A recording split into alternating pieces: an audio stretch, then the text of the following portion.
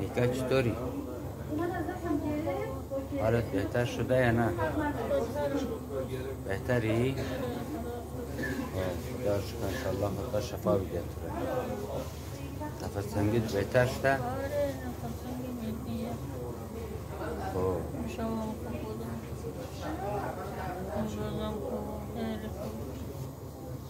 خدا را شکر که بهتر شدی انشاءالله.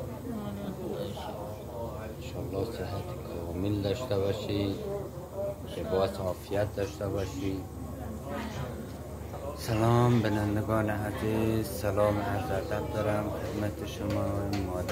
مادر جانم هست، مریض شده بودن، دیروز آوردیم در بیمارستان، تنگی نفسی داره، بیماری آسم داره. انشالله برای مادر دعا کنید انشالله که شفا بده انشالله، دست شما درد نکنه. ادامه ویدیو به ما همراه باشید، ببینیم این مادرم چجوری روش قراره ICU بره. ادامه ویدیو به ما همراه باشید.